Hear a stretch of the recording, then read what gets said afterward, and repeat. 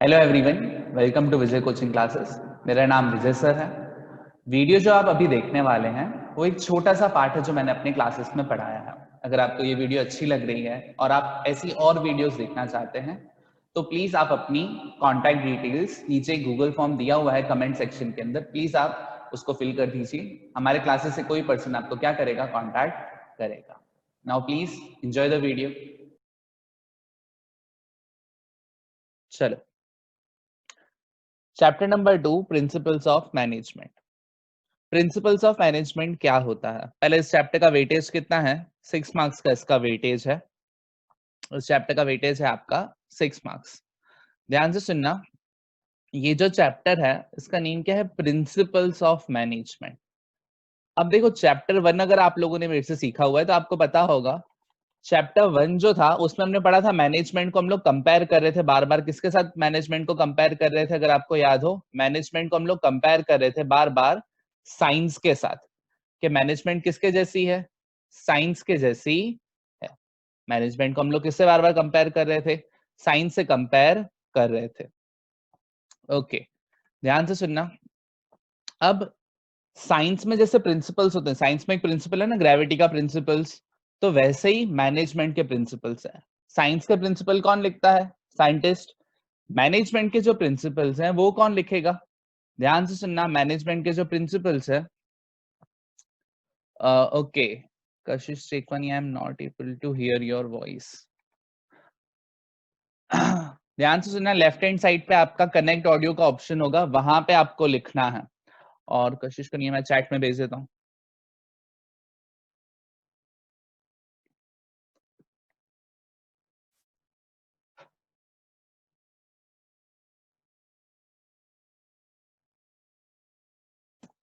Okay, चलो।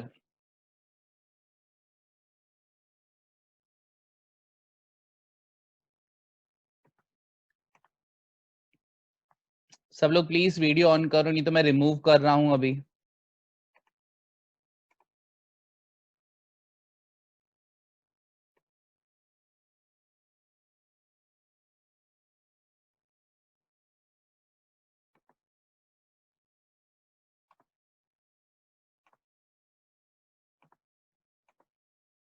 इस chapter में आपसे एक एमसीक्यूज पूछेंगे, एक 2 मार्कर पूछेंगे और एक आपसे 3 मार्कर पूछेंगे।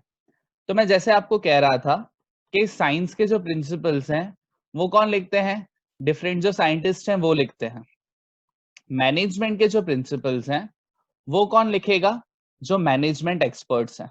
तो ध्यान से सुनना, जो बिल गेट्स जैसे हो गया, आप सबको पता होगा बिल गेट्स कौन है। वैसे ही आज के टाइम में वर्ल्ड का सबसे रिचेस्ट पर्सन कौन है? आज के टाइम में वर्ल्ड का सबसे रिचेस्ट पर्सन कौन है? किसी को आइडिया है? प्लीज चैट में मुझे बताओ, देखें आपको आइडिया है कि नहीं है। वर्ल्ड का आज के टाइम में सबसे रिचेस्ट, ओके, काफी लोगों ने भेजा है जेफ बेजोस। ध्यान से सुनना, जेफ बेजोस कौन सी कंपनी चलाता है? अमेजॉन। अमेजॉन स्टार्ट कैसे हुई थी? अमेजॉन जो है वो एक्चुअल में पहले डोर टू डोर अपने बाइसाइकिल पे वो बुक्स को डिलीवर करता था। जो जेफ बेजोस है वो डोर टू डोर क्या करता था? बुक्स हैं उनको डिलीवर करता था। वैसे उसने क्या किया था? अपना बिजनेस स्टार्ट किया था। क्लियर? अब उसने क्या स्टेप्स लिए जिस वजह से आज के टाइम में उसकी सबसे वर्ल्ड की नंबर 1 कंपनी उसकी बन गई? तो उसका क्या रीजन होगा? आ रहा है समझ में? क्या रीजन होगा कि उसके, है ना, वो वर्ल्ड की क्या हो गई है? नंबर 1 कंपनी बन गई है। तो हम लोग उसको ही डिस्कस करते हैं। अब उसने कुछ प्रिंसिपल्स दिए हैं कि मैं अपने वर्कर्स को ऐसे ट्रीट करता हूं। मैं, कोई मीटिंग होती है तो मीटिंग में क्या डिस्कशन करना है मैं उस हिसाब से काम करता हूं। तो उसने कुछ गाइडलाइंस दी है। बिल गेट्स ने कुछ गाइडलाइंस दी है कि कैसे वो बिजनेस अपना चला रहा है ताकि आज के टाइम में उसको इतनी सक्सेस मिल गई है। तो सेम गाइडलाइन, सेम चीजें हम लोग भी क्या करेंगे? पढ़ने का ट्राई करेंगे। अब हमारे सिलेबस में 2 एक्सपर्ट्स से उनके प्रिंसिपल्स दिए हैं। एक है हेनरी फेयोल और दूसरा है फेडरिक टेलर। तो हम लोग इन दोनों के प्रिंसिपल्स को पढ़ने का ट्राई करेंगे। क्लियर? ओके, तो मैं फिर से रिपीट कर रहा हूं, प्रिंसिपल्स ऑफ मैनेजमेंट क्या है? प्रिंसिपल ऑफ मैनेजमेंट एक थियरी है, कुछ रूल्स हैं जो कौन दे रहा है, जो मैनेजमेंट एक्सपर्ट्स दे रहे हैं, बट ये रियल लाइफ रूल्स नहीं है। वो सिर्फ हमको ऊपर ऊपर से गाइडलाइंस देंगे कि जैसे जेफ बेजोस क्या बोल रहा है कि आपको अपने वर्कर्स को 20% के आसपास बोनस देना चाहिए।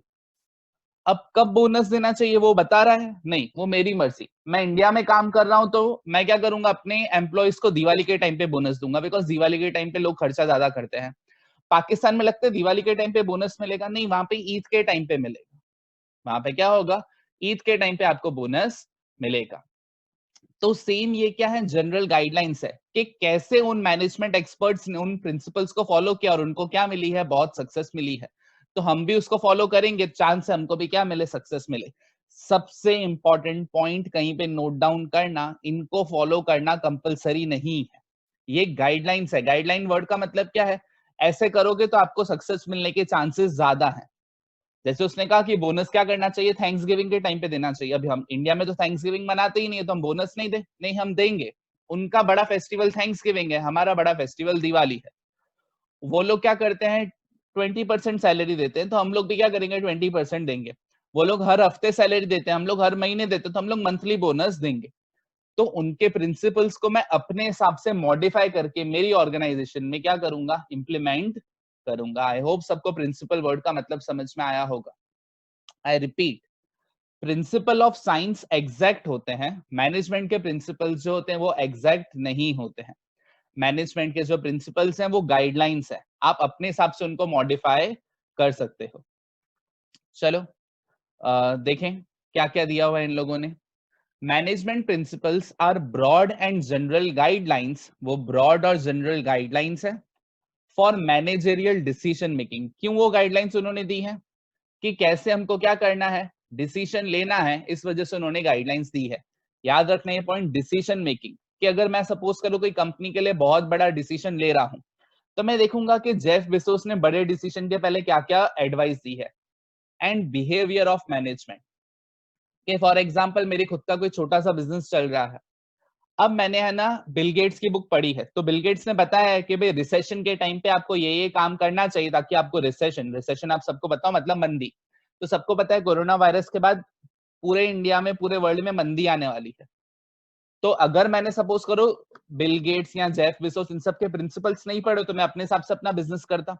But bill Gates, Jeff Bezos ने पहले मंदी देखी हुई है, तो उन्होंने मेरे को एडवाइस की थी कि भाई 2008 में मंदी आई थी तो हमने ये किया ताकि हमको इतना इम्पैक्ट नहीं पड़ा। तो 2020 या 2021 में मैं भी क्या करूंगा, सेम उनके प्रिंसिपल्स अप्लाई करूंगा। मैं भी क्या कर रहा हूं, उनके सेम प्रिंसिपल्स अप्लाई कर रहा हूं, ताकि जैसे उनको सक्सेस मिले, चांस है कि मुझे भी क्या मिल जाएगी, सक्सेस मिल जाएगी। ओके फिर से, management principles are broad and general guidelines for managerial decision making and behaviour of management. Principle of management plays role of guide for the manager. वो कैसे रोल करता है, गाइड के जैसे रोल प्ले करते हैं। गाइड का मतलब क्या हुआ, हमको एडवाइस दे रहे हैं कि आप ये करोगे तो आपको है ना डेस्टिनेशन मिल जाएगी। फिर से, जरूरी है उसको फॉलो करना, नहीं, तो वो देखो थर्ड पॉइंट में दिया हुआ है, in fact the principles of management are not the rules, ये रूल्स नहीं है, it is the only some of assumption। Bill Gates ने अपने प्रिंसिपल कैसे लिखे हैं, उसके assumption है, उसके ट्रेडिशन है, उसके एक्सपीरियंस है, कि उसको कैसे सक्सेस मिली, वैसे ही मैं भी क्या कर रहा हूं, ट्राई कर रहा हूं कि काश मुझे भी सक्सेस मिल जाए। These principles are called principles of management. I repeat, कभी भी मेरी नोट्स में कोई है ना क्वेश्चन अंडरलाइन किया हुआ है, मतलब वो टेक्स्ट बुक का क्वेश्चन है, बिकॉज वो टेक्स्ट बुक का क्वेश्चन है, एग्जाम के लिए इंपॉर्टेंट है। इस चैप्टर का हमने पहले से ही देख लिया। इस चैप्टर में जनरली वो लोग क्या करते हैं, एक एमसीक्यू पूछते हैं, एक सेक्शन डी मतलब 2 मार्कर और एक सेक्शन डी में 3 मार्कर ये लोग पूछते हैं। तो आप देख रहे हो 2018 और 2019 के मैंने क्वेश्चन दे दिए और उन्होंने फॉलो भी किया है, हर बार 3 ही क्वेश्चन पूछे हैं, ए, सी और डी। क्लियर। तो बोर्ड जो है इस चैप्टर में से उनका वेटेज फिक्स है, एक एमसीक्यू, एक 2 मार्कर, एक 3 मार्कर। तो 2 मार्कर में आपसे what are principles of management पूछ सकते हैं। ओके अब डिस्कस करते हैं nature of principle of management. कहीं पे नोट डाउन करना, इसको ये लोग कैसे पूछ सकते हैं, कैरेक्टरिस्टिक्स के जैसे भी पूछ सकते हैं। इसको ये लोग कैरेक्टरिस्टिक्स के जैसे भी पूछ सकते हैं। व्हाट आर द कैरेक्टरिस्टिक्स, या फिर स्लैश करके लिखना features of principle of management. Characteristics, nature या फीचर, तीनों वर्ड का मतलब क्या है? सेम है। ओके, चलो पहले इंट्रोडक्शन देखते हैं। इंट्रोडक्शन में पहली 2 पॉइंट्स आप लोग खुद से रीड करो, ये क्वेश्चन नंबर 1 में से आई है। किसी भी वर्ड में डाउट हो चैट में मुझे बता देना, मैं उस वर्ड का मीनिंग आपको बता दूंगा। अभी मोबाइल है इसका ये मतलब नहीं कि आप लोग गूगल करके answers ढूंढोगे।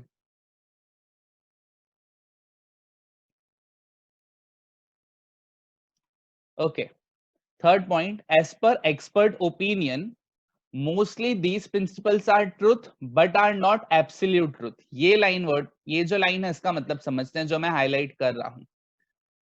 Principles are truth but are not absolute truth, ये सच है पर पूरा सच नहीं है।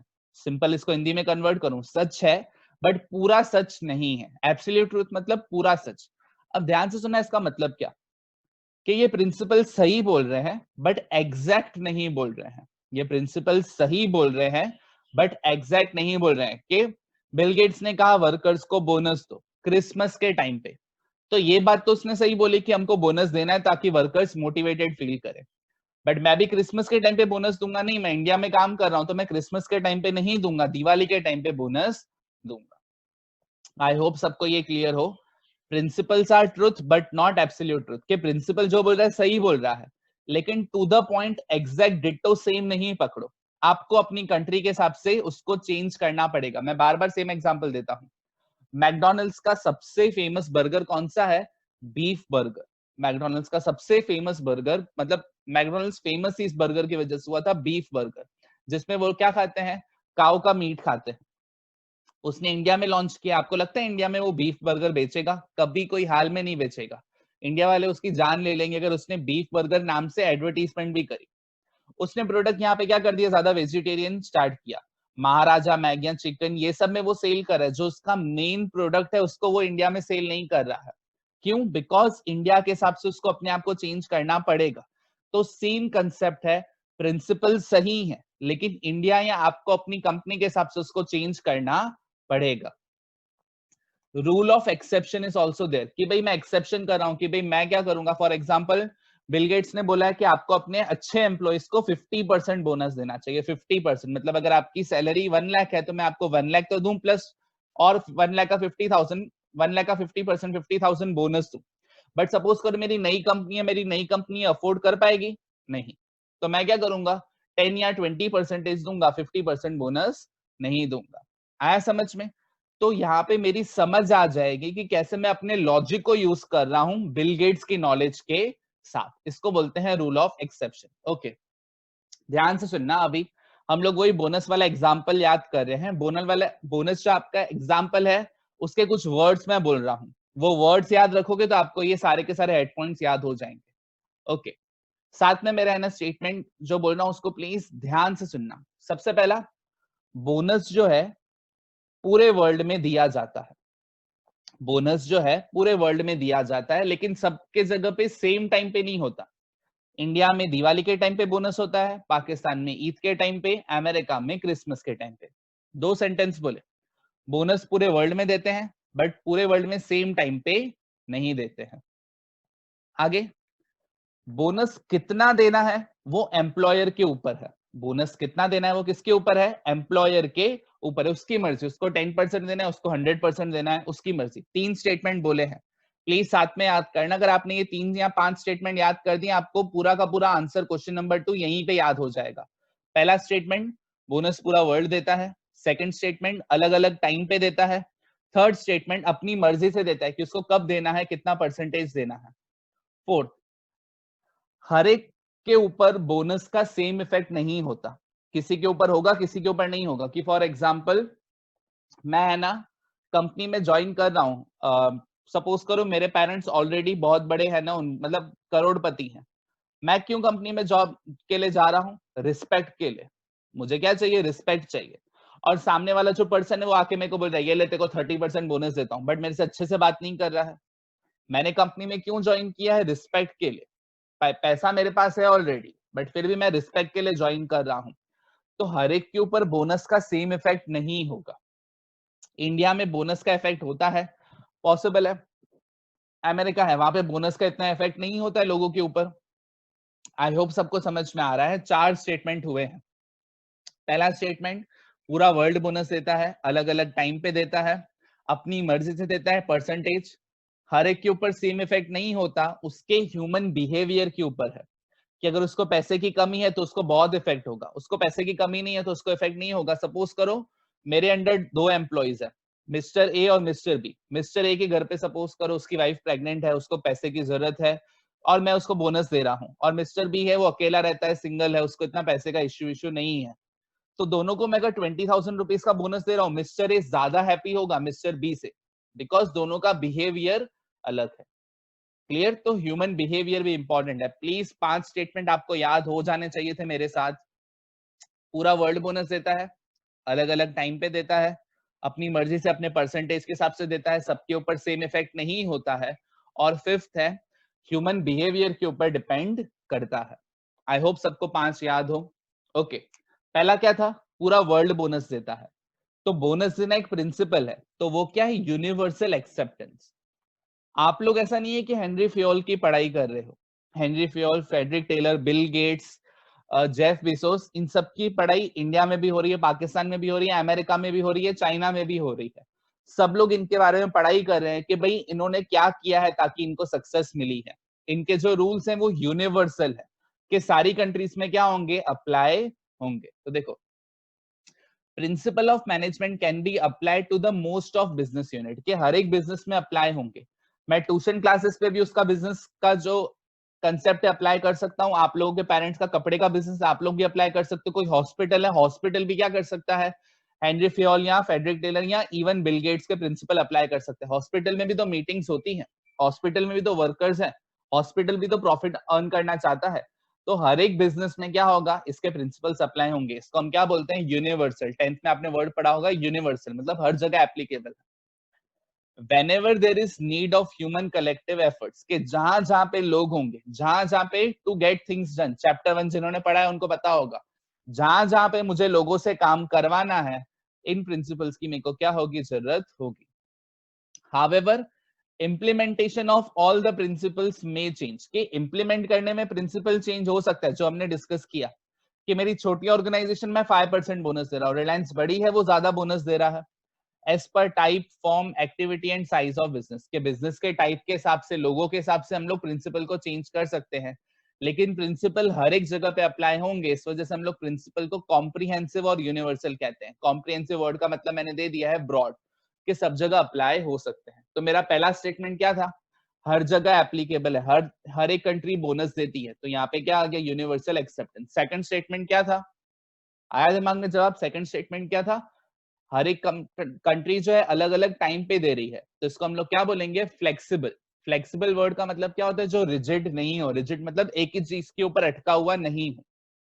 तो देखो, principles of management are not rigid conclusion but it is flexible. Principles of management जो है वो कभी भी रिजिड नहीं होते, वो हमेशा क्या होते हैं? फ्लेक्सिबल होते हैं। फ्लेक्सिबल प्रिंसिपल्स का मतलब क्या हुआ?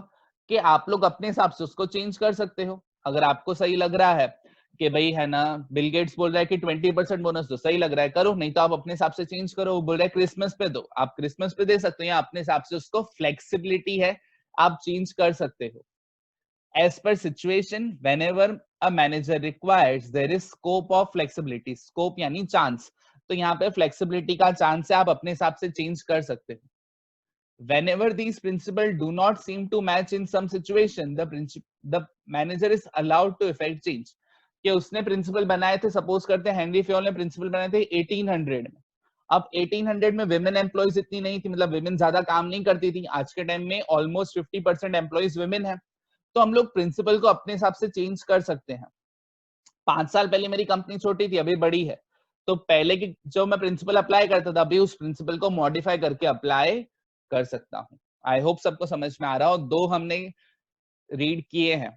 पहला सब जगह पे एप्लीकेबल है, जिसको आपने यूनिवर्सल कहा, फिर आपने कहा कि अलग अलग टाइम पे कंट्री बोनस देती है, तो उसमें हमने फ्लेक्सिबल याद किया। आई रिपीट, जो मैंने वर्ड्स को बोल्ड करा हुआ है, आपके आंसर में वो वर्ड्स आने चाहिए। उसके बाद आप लोग अपनी लैंग्वेज में आंसर लिखो, आपको मार्क्स मिलेंगे। बस ये बोल्ड वर्ड्स आंसर में आने चाहिए। एक और पॉइंट, ओसी जो है उसमें मार्क्स वो लोग जी भर के देते हैं टीचर्स। रीजन क्या है, उसी में अगर आप एग्जाम्पल भी लिख के आओगे तो भी आपको मार्क्स मिलेंगे। कि फॉर एग्जाम्पल आपको हेड पॉइंट्स याद है, अंदर का कंटेंट याद नहीं है, आप एग्जाम्पल लिख के आ जाओ। जो मैंने आपको बताया ना जनरल गाइडलाइंस का एग्जाम्पल, बोनस का, अब वो एग्जाम्पल लिख के आ जाओ तो भी आपको एग्जाम में मार्क्स मिलेंगे। हाँ, 3 में से 3 नहीं मिलेंगे, 2 मिलेंगे, 1.5 मिलेंगे। बट इको में तो क्या है, सेम टू सेम नहीं लिखोगे तो मार्क्स नहीं देंगे। लेकिन ओसी में ये बेनिफिट है, अगर आप एग्जाम्पल्स लिख के आओगे, डिटो सेम कंटेंट नहीं लिखोगे तो भी एटलीस्ट आपको 70 to 80% वो लोग मार्क्स उस आंसर में दे देंगे। 2 स्टेटमेंट हो गए, सारी कंट्रीज देती हैं, अलग अलग टाइम पे देती हैं। फिर कितना परसेंटेज था वो चेंज होता है, तो वो उसको हम लोग क्या बोलेंगे, जनरल गाइडलाइन। कि हेनरी फेयल ने बोला कि 0 से लेके 30% के बीच में जितना देना हो दे सकते हो। तो मैं अपने प्रॉफिट को देखूंगा, मेरे यहाँ पे सिर्फ 2 एम्प्लॉइज है तो मैंने कहा चल ठीक है इनको बोनस दे देते हैं। बट रिलायंस के यहाँ पे तो 2 लाख एम्प्लॉइज है, तो अगर उसने बोला कि इवन उसमें 1% का फर्क हुआ, उसको करोड़ों का फर्क पड़ेगा। तो मैंने किसी को अगर थोड़े से ज्यादा पैसे दे दिए, थोड़े से कम पैसे दे दिए, फर्क मुझे नहीं पड़ेगा। लेकिन रिलायंस में 2 लाख एम्प्लॉइज है तो उनको बहुत फर्क पड़ेगा। तो ये जनरल गाइडलाइंस हमको अपने हिसाब से अप्लाई करनी है। तो देखो, principles of management are result of experience gained by different experts in different situation। Bill Gates ने प्रिंसिपल कैसे लिखे हैं, जो उसको एक्सपीरियंस मिला डिफरेंट सिचुएशंस में। उसने रिसेशन देखा है, उसने इन्फ्लेशन देखा है, उसने अमेरिका को बढ़ते हुए देखा है, उसने इंडिया को बढ़ते हुए देखा है, तो अपने एक्सपीरियंस के हिसाब से उसने लिखे हैं। At the time of managing a business unit, जब मैं अपना बिजनेस चला रहा हूं तो डिफरेंट और कॉम्प्लेक्स प्रॉब्लम आ रही है। कि फॉर एग्जाम्पल मैं जो भी प्रॉब्लम फेस कर रहा हूँ कोरोना की, वो तो ही ना बिल गेट्स ने पहले अपने टाइम पे फेस की है, नहीं। तो उसने क्या की है, ये प्रॉब्लम फेस नहीं की है, तो मेरे को अपने हिसाब से कोई सॉल्यूशन ढूंढना पड़ेगा। The form of these issues may be different as per unit which could not give similar result for each unit in all situation. कि सपोज करो, देखो मैनेजमेंट क्या है, एक आर्ट के जैसा है। सपोज करो, जैसे मैंने आपको चैप्टर 1 में एग्जांपल दिया था कि आप मैं हम सब लोग मिलके क्या करते हैं, एक डांस क्लास ज्वाइन करते हैं। कि भाई कोरोना चला गया, इस खुशी में हम लोग डांस क्लास ज्वाइन कर रहे हैं। अब हम सबको एक ही टीचर जो है वो डांस सिखा रहा है। हम लोग सब जब परफॉर्म करेंगे, लगता है हम लोग सेम तरीके से परफॉर्म करेंगे। कोई बहुत अच्छा करेगा, कोई बहुत खराब करेगा, कोई मेरे से भी खराब करेगा, कोई मेरे से अच्छा करेगा। क्लियर? अब ये सिचुएशन हो गई। तो प्रिंसिपल, यहाँ पढ़ाई तो सबको सेम हुई, सबको सिखाया तो सेम तरीके से, बट लोगों ने अपने हिसाब से उसको क्या किया, परफॉर्म किया। तो सेम प्रिंसिपल्स ऑफ मैनेजमेंट है। आप आईआईएम में जाके पढ़ाई कर रहे हो तो वहां पे आपको बिल गेट्स के प्रिंसिपल सिखाएंगे। आईआईएम अहमदाबाद, उसमें आपको बिल गेट्स के प्रिंसिपल सिखाएंगे। अब आईआईएम से पढ़ाई कर ली या बिल गेट्स के प्रिंसिपल पढ़ ली, इसका मतलब ये आप नेक्स्ट करोड़पति बन गए। आपने क्या किया, आपने धीरू भाई अंबानी के बारे में सब कुछ रिसर्च कर लिया कि धीरू भाई अंबानी क्या करता था, उसने रिलायंस कैसे बनाई, उसके बारे में सब कुछ पढ़ाई कर ली। इसका मतलब ये कि कल उठ के या 1-2 साल में आप करोड़पति बन जाओगे? नहीं। उसके टाइम पे सिचुएशन अलग थी, आपके टाइम पे अलग है। आप बस उससे एक्सपीरियंस, उसके एक्सपीरियंस को यूज करना चाहते हो। अप्लाई तो आप अपना दिमाग ही करोगे ना, खुद का दिमाग आपको क्या करना होगा, यूज करना पड़ेगा कि यहाँ पे ये जो सिचुएशन है सही है कि नहीं है। मैं फिर से रीड कर रहा हूं। The form of these issues may be different as per unit which could not give similar result for each unit in all the situation। कि हर एक अगर वो प्रिंसिपल को अप्लाई कर रहा है, हर एक को सेम रिजल्ट नहीं मिलेगा। किसी को सक्सेस मिलेगी, किसी को फेलियर मिलेगा। Thus the principle could not be strictly applied। ऐसा नहीं है कि बस जेफ बेजोस जो करता था आप भी वही करोगे, but can get desired results by accepting the principle as only guidelines। कि भाई आप एक्सेप्ट करो कि गाइडलाइंस उसकी सही है। कि फॉर एग्जाम्पल आपने किसी टॉपर के बीच, टॉपर अभी जो बोर्ड के एग्जाम हुई उसमें आपने पूछा कि कोई स्टूडेंट है, उसके इको और उसी में 100 में से 100 आ गए दोनों सब्जेक्ट में। आप उससे पूछ रहे हो कैसे पढ़ाई करी, उसने आपको अपना पूरा शेड्यूल दे दिया। मैं इतने बजे उठती थी, इतने बजे सोती थी, ये पढ़ाई करती थी, ये अकाउंट्स इतने बजे पढ़ती थी, ये इतने बजे पढ़ती थी, पूरा उसने आपको बताया। अब सपोज कर आप फॉलो करो तो भी गारंटी नहीं आपका सेम रिजल्ट आएगा। प्लस एडवाइस क्या है, आप ये देखो ना कि वो दिन में अकाउंट्स कितने घंटे पढ़ती थी, स्टैट्स कितने घंटे पढ़ती थी, इको और ओसी कितने कितने आवर्स पढ़ती थी, हर रोज पढ़ती थी, हफ्ते में एक बार पढ़ती थी। आप उसको गाइडलाइंस के जैसे देखो, आप पूरा ditto same to same copy नहीं करो कि इतने बजे ही उठना है, इतने बजे ही सोना है। हर एक पर्सन डिफरेंट है, तो अपना कुछ ना कुछ आर्ट वो लेके आएगा। सपोज करो वो सुबह को उठ के पढ़ती थी और आपको आदत है कि भाई आप रात को आराम से जाके पढ़ाई कर सकते हो। क्लियर, वो पॉसिबल है थियरी में वो रट्टा मारने में होशियार थी और आप रट्टा मारने में होशियार नहीं हो, तो बस आप उसको गाइडलाइन के जैसे लो। तो सेम यहाँ पे भी क्या है, आपके प्रिंसिपल्स को डिट्टो स्ट्रिक्टली अप्लाई नहीं करना है, खुद ये लोग बोल रहे हैं कि गाइडलाइंस के जैसे लो। 3 सेंटेंसेस हमारे हो गए। फोर्थ और फिफ्थ सेंटेंस क्या था कि वेजेस देने के बाद भी गारंटी नहीं है और ह्यूमन बिहेवियर के ऊपर डिपेंडेंट है। तो ये देखो आपका कंटिजेंसी, कंटिजेंसी वर्ड का मतलब क्या होता है, अनप्रिडिक्टेबिलिटी, कि आप प्रिडिक्ट नहीं कर सकते कि सेम सक्सेस मिलेगी या नहीं मिलेगी। और बेस्ड ऑन ह्यूमन बिहेवियर, जो मैंने आपको अभी अभी एग्जांपल दिया उसमें दोनों पॉइंट्स आ गए। आपने उस लड़की का शेड्यूल पूरा कॉपी किया तो भी गारंटी नहीं सक्सेस मिलेगी। क्यों? बिकॉज आपका ह्यूमन बिहेवियर, आपका अलग पर्सनैलिटी, उस गर्ल की अलग पर्सनैलिटी होगी। क्लियर? सपोज करो वो गर्ल साइंटिस्ट जैसी हो तो कि पूरा टाइम बुक्स को लेके बैठ के पढ़ाई करती रहे, आपका वैसा नेचर नहीं हो। पॉसिबल है कि फॉर एग्जांपल सीए के टाइम पे मुझे कभी कभी 17 to 20 आवर्स अ डे पढ़ाई करनी पड़ती थी और आप में से कोई हो सकता है पूरे हफ्ते में भी इतने घंटे पढ़ाई शायद नहीं करे। क्लियर? हर एक का बिहेवियर अलग है, हर एक का पैटर्न क्या है, अलग है। तो देखो कंटिजेंसी इस, ध्यान देना एग्जाम में आपको अनप्रिडिक्टेबिलिटी वर्ड नहीं लिखना है, वो मैंने मीनिंग के लिए आपको यहाँ पे दिया है। Contingency is one of the element to apply the principle of management. कभी प्रिंसिपल अप्लाई करो पता होना चाहिए कंटिजेंट है, सेम रिजल्ट सेम सक्सेस नहीं मिलेगी। Achievement of goal can be made easy, हाँ कंपैरेटिवली इजी हो जाएगा with taking required decision through usage of these principle in certain unavoidable situation. Example, such as to pay appropriate and reasonable wages to the employees. अब इन्होंने तो बोल दिया कि employees को कैसी वेजेस दो, रीजनेबल। अब रीजनेबल वेजेस क्या होता है, किसी को पता है? कोई बोलेगा रीजनेबल वेजेस मतलब वो कि जो एम्प्लॉयज है वो क्या कर सके, अपने घर की बेसिक नेसेसिटीज उनको मिले। कोई बोलेगा नहीं, उनको अपने बच्चों के लिए एजुकेशन, ये सब चीजों की भी आपको और एक्स्ट्रा पैसे देने चाहिए। तो कोई बंदा हो सकता है जिसके लिए 30,000 पर मंथ रीजनेबल है, कोई होगा नहीं मेरे लिए 50,000 पर मंथ क्या है, रीजनेबल है। तो रीजनेबल वर्ड डिफाइन नहीं है, अनप्रिडिक्टेबल है, कंटिजेंट है। आगे एग्जाम्पल में वही दिया हुआ है कि रीजनेबल किसके ऊपर डिपेंड करता है, हर एक की नेसेसिटी क्या है। फॉर एग्जाम्पल आप में से कोई पर्सन हो सकता है कि भाई उसको है ना, उसके लिए नेसेसिटी क्या है, इंटरनेट। मेरे लिए इंटरनेट नेसेसिटी नहीं है। पॉसिबल है मेरे लिए कोई और चीज नेसेसिटी हो, आपके लिए वो नेसेसिटी नहीं हो। हर एक का लाइफस्टाइल अलग है, हर एक का टाइम पीरियड अलग है, मेरी एज अलग है, आपकी एज अलग है, तो हमारे जो नेसेसिटी है उसकी डेफिनेशंस भी क्या होंगी, अलग होगी। इसको हम लोग क्या कहते हैं, अनप्रिडिक्टेबिलिटी। आपकी कंपनी में 1000 एम्प्लॉइज काम करते हैं, हर एक को सेटिस्फाई करना with the help of principles possible नहीं है। और last, based on human behavior. As human is at the center of management, the principle of management may seem to have big effect on human behavior. कि principles का main काम यही है कि human behaviour को मैनेज करना। Principal of management has direct relationship with human behaviour.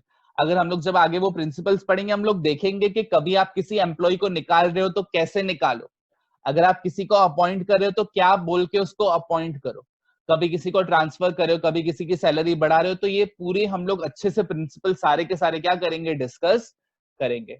But 5 head points please, I hope सबको यहाँ पे याद हो गई हो। कौन सी 5 थी?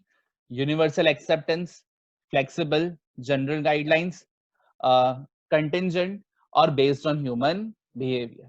क्लियर? मैं एक सेकंड के लिए ओके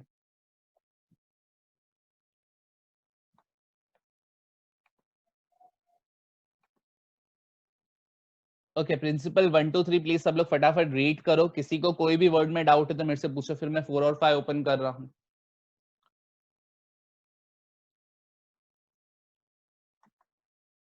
जो लोग इंग्लिश ले रहे हैं, आपका लेक्चर 5 o'clock है आज।